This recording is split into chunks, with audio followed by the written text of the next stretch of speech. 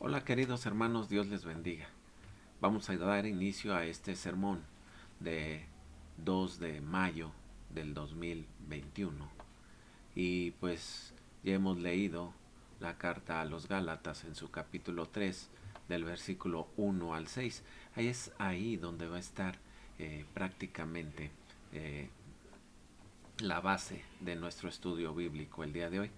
Y puesto que ya los leímos, quisiera yo leerles nuevamente del versículo 1 al 6 y después hacer una oración para que entremos de lleno a este estudio bíblico y que el Señor nos pueda iluminar el día de hoy.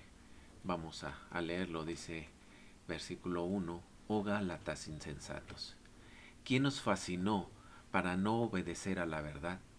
A vosotros, ante cuyos ojos Jesucristo fue ya presentado claramente entre vosotros como crucificado.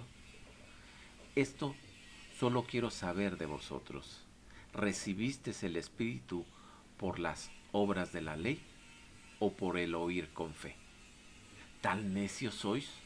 Habiendo empezado por el Espíritu, ¿ahora vais a acabar por la carne? ¿Tantas cosas habéis padecido en vano? Si es que realmente fue en vano. Aquel, pues, que os suministra el Espíritu y hace maravillas entre vosotros, ¿lo hace por las obras de la ley o por el oír con fe? Así Abraham creyó a Dios y le fue contado por justicia. Les invito a que cierren sus ojos y oremos. Padre bendito, en el nombre de Jesús, en esta mañana te damos muchas gracias por permitirnos, Señor, estar aquí reunidos para alabarte, para glorificarte, bendito Dios, pero también para entender más claramente, Señor, tu bendita palabra. Y sobre todo, Señor, ponerla en práctica. Señor, permítenos tener ese conocimiento, permítenos que nuestra mente y nuestro corazón estén abiertos para recibir tu bendita palabra, Señor. Ayúdanos, Padre bendito. A mí, Señor, dame las palabras, dame la fluidez, Padre Santo, para poder explicar a mis hermanos con toda claridad lo que tú quieres que sepamos, Señor. En tus manos nos ponemos, Señor, y te rogamos tu bendición, tu unción y sobre todo tu sabiduría, que tu Espíritu Santo se mueva sobre nosotros, Padre. En el nombre glorioso de Jesús te lo pedimos, Señor. Amén. Antes de comenzar de lleno con este sermón, queridos hermanos, quisiera darles algunas consideraciones generales para que entendamos más claramente este texto que acabamos de leer. En este capítulo número 3 de Gálatas se compone de varias secciones que corresponden a diferentes o distintas facetas del argumento del apóstol Pablo. Con todo, existe cierta unidad de pensamiento en todo el capítulo, ya que Pablo no pierde de vista los grandes temas de la gracia y de la fe que contrastan con los de la ley y de las obras. Es necesario que comprendamos que la gracia de Dios halló el medio de expresarse desde el principio, puesto que la obra de expiación y de redención, consumada de una forma visible e histórica en la cruz del Calvario, había sido determinada desde antes de la fundación del mundo.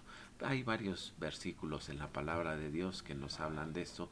Uno de ellos es Apocalipsis 13:8, donde dice: y la adoración de todos los moradores de la tierra, cuyos nombres no estaban escritos en el libro de la vida del Cordero que fue inmolado desde el principio del mundo. También en primer carta a los Corintios capítulo 2 versículos 7 y 8 dice: mas hablamos sabiduría de Dios, el misterio, la sabiduría oculta, la cual Dios predestinó antes de los siglos para nuestra gloria, la cual de la que ninguno de los príncipes de este siglo conoció, porque si la hubiera conocido nunca habrían crucificado al Señor de gloria. En el Antiguo Testamento señala varios pactos que son de pura gracia, es decir, en ellos Dios promete todo y hace todo, quedando el hombre humilde como mero receptor de la fe, de lo prometido por Dios. El más importante de estos pactos creo yo que es el abránico en Génesis capítulo 12 y 15. Pero pensamos también en el davínico, que se encuentra en el segundo libro de Samuel, capítulo 7. Y frente a la raza humana, en el noético, que está en Génesis 9. Todos ellos son reflejo dentro del marco de determinadas circunstancias históricas, del propósito de la gracia ya determinado en Cristo, que fue antes de la fundación del mundo. Dios puede otorgar promesas y bendiciones que reciben los hombres de fe, porque la base de la expiación por el pecado ya se ha determinado según el designio inquebrantable de Dios. Vamos a ver cómo el apóstol Pablo reitera una y otra vez en el pacto legal que este pacto tenía finalidades disciplinarias, poniendo al descubierto el pecado y aprobando una y otra vez la notoria debilidad del hombre caído. Cumplía su misión sin desplazar el pacto de gracia que Dios había confirmado con juramento a Abraham. Y gracias a esto Dios podía seguir tratando con el pueblo que había quebrantado el pacto legal. Desde los primeros, ahora sí que de, desde los primeros días de su proclamación allá en Éxodo 32 del 11 al 17. Si recordamos estos principios, seguiremos sin dificultad el argumento del apóstol a través de los diferentes movimientos de este capítulo número 3. Cada frase merece un estudio detenido y es preciso que entendamos otros usos secundarios de la ley a la luz de las enseñanzas de este documento fundamental. Procuraremos contemplar la hermosa perspectiva de la gracia a través de los ojos del gran apóstol, especialmente comisionado e inspirado para comunicar a los hombres la plenitud del Evangelio. Y comenzamos ahí en Gálatas capítulo 3, versículo 1 al 5. La insensatez de los Gálatas. La reconvención que Pablo dirige a los Gálatas es fuerte. Le parece a él una verdadera locura que hayan prestado oídos a los judaizantes. Después de todo lo que Dios había hecho a su favor, eran insensatos y parecían como si alguien les hubiese hechizado por echarles el mal ojo, que es como hemos de entender el verbo de fascinar. Su insensatez consistía en las inconsecuencias siguientes. Primero, eran infieles a la clara presentación de Cristo crucificado, como dice el versículo 1. Tan explícita había sido la predicación de Pablo al hablarles de la cruz, que según el verdadero sentido del verbo traducido como exhibir, es como si lo hubieran publicado cual edicto por medio de carteles que todos tuviesen que leer. No había lugar a dudas. El meollo del Evangelio, la obra de Cristo en la cruz, se había dado a conocer con una clara y diáfana claridad, siendo aceptada con sumisión por los Gálatas. ¿Cómo pues podían estar dispuestos a dar oído a mensajes que socavan, o sea, excavar algo por abajo, dejándolo en falso? Esa es la explicación de socavar, la plenitud de la obra consumada en la cruz.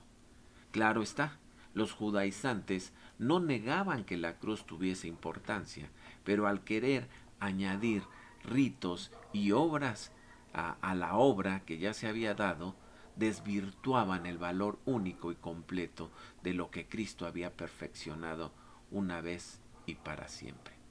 En segundo lugar, negaban la realidad de su propia recepción del Espíritu por la fe, como dice el versículo 2. Recibisteis el Espíritu por el principio de las obras de la ley o por el oír de la fe? Esto es lo que Pablo quería saber de estos insensatos que estaban para negar la sublime realidad de que al aceptar el Evangelio con sumisión habían recibido también la potencia del Espíritu Santo. Una y otra vez en este capítulo Pablo emplea la preposición griega ek o ex, seguida por un caso genitivo que normalmente significa el acto de sacar alguna cosa de dentro de cierto lugar. Por extensión viene a representar la participación en la naturaleza o el origen de algo, aclarando el sentido determinando el principio detrás de un acto u operación. Los Gálatas no recibieron el espíritu ex ergon, sino el ex acao o pisteo, no de la sustancia de la obra, sino de la fe, según el principio de la fe. La virtud se hallaba en la persona que Pablo había presentado en su proclamación, pero el medio de recibir la bendición pertenecía totalmente a la esfera de la sumisión a la fe o de la fe, que nadie les hubiese exigido obra ni mérito alguno. Cuán insensatos eran al olvidarse de un hecho tan evidente de su propia experiencia espiritual. En tercer lugar, Pablo creía que los comienzos espirituales podían consumarse por medios carnales. Ellos creían esto, creían que los comienzos espirituales podían consumarse por medios carnales. Para Pablo, todo rito externo, vaciado del contenido espiritual que habría podido tener en sus principios, pertenecía a la esfera de la carne, del esfuerzo humano, aun cuando pretendía cumplir una finalidad religiosa. Así, su propia vida antes de su conversión como hombre eminentemente religioso era según la carne, como lo escribe ahí en Filipenses 3, del 3 al 6. El Espíritu Santo había iniciado la obra de Dios en los corazones de los Gálatas, y ahí ahora dejan que los judaizantes les persuadan de que pueden llegar a un nivel más elevado de una vida religiosa por medio de la circuncisión y del cumplimiento de las costumbres de aquellos judíos. Lo más sublime que cabe en el hombre es el Espíritu Santo de Dios, que more en su corazón. Eso es lo más hermoso, y que obre por medio de su ser. Esta es la culminación de la vida cristiana, y no cabe experiencia más elevada que esta. En contraste, los ritos son meros juegos de niños carnales. Cuánta insensatez se encerraba en el desliz de los Gálatas. La gran exhortación del apóstol es: si vivimos por el Espíritu también debemos de andar. Como veremos al considerar el tema de la santificación por medio del Espíritu en Gálatas 5:25. En cuarto lugar, ponían en peligro aquello por lo cual habían sufrido, como lo dice en Gálatas 3:4. Sabemos que las iglesias de Frigia y de Licaonia, en el sur de la provincia romana de Galacia, habían entrado en el reino por medio de muchas tribulaciones, como se menciona ya en Hechos 14:22.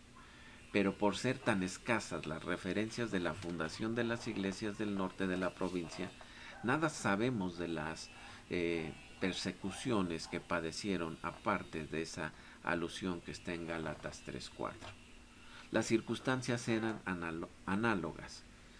En todas las ciudades donde se hallaban sinagogas de los judíos, lo más natural es que los gálatas, tan tan entusiastas en su recepción del apóstol y de su mensaje, como está en Gálatas 4, del 14 al 15, habiéndose compartido con Pablo y sus compañeros los penosos resultados de la oposición de los judíos, que eran recalcitrantes, quienes obrarían por medio de la autoridad o por medio de solivar a las multitudes.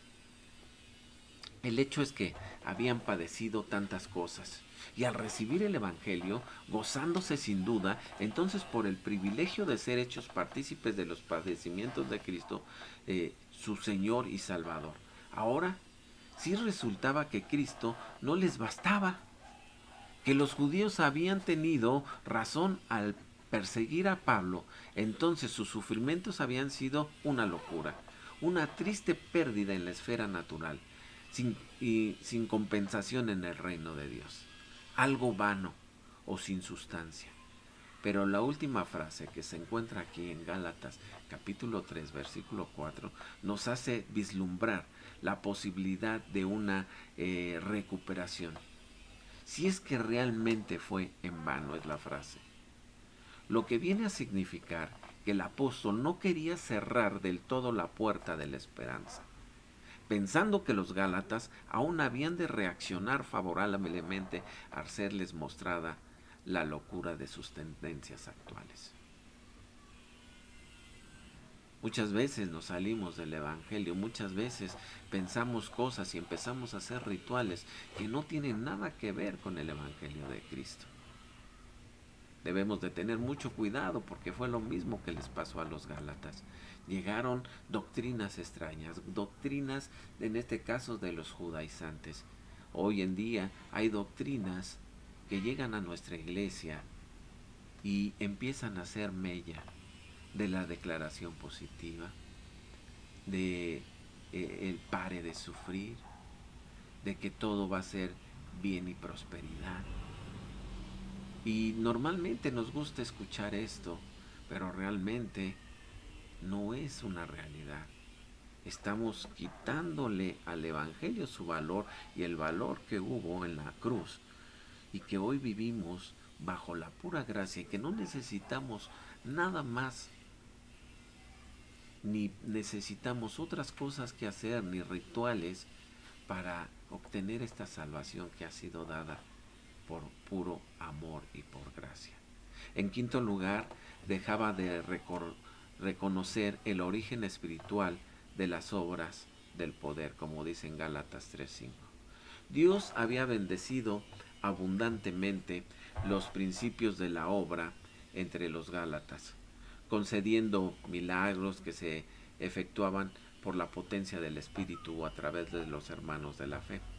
La palabra milagros traduce de dunameis, enfatizando la potencia de Dios manifestada en la obra de curación. Era Dios mismo quien suministraba abundantemente el Espíritu y efectuaba potentes obras entre ellos. ¿Y cómo lo hacía? Es la pregunta. A través de hombres que hacían obras legales y se afanaban por cumplir las costumbres judaicas. Bien sabemos que los gálatas que no fue así, sino que el Espíritu se manifestaba con abundancia por medio de los instrumentos sumisos de la voluntad de Dios en medida de su fe.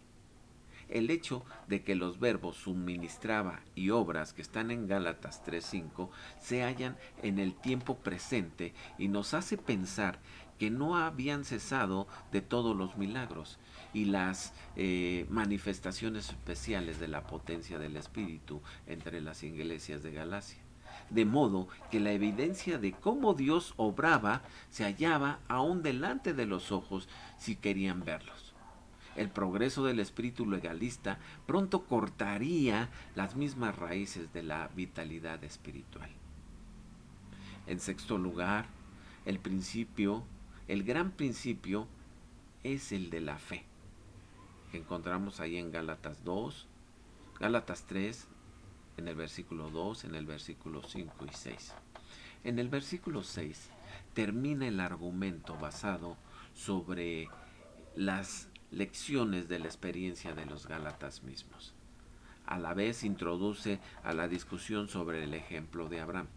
Por el momento hemos de notar cómo la cita de Génesis 15:6 redondea el argumento precedente diciendo Pablo: en efecto, hermanos de Galacia, vuestra propia experiencia de que recibisteis la salvación y la plenitud del Espíritu acompañadas de obras del poder por la sumisión de la fe y no por obras, no es nada extraño, pues ya en el umbral de la historia de Israel se dijo de Abraham: creyó a Dios y le fue contado